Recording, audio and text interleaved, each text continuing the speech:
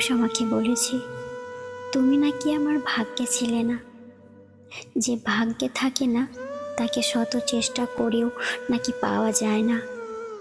আমি তোমাকে চেয়েছি, ভাগ্যের বাইরে গিয়েও আমি তোমাকে চেয়েছি।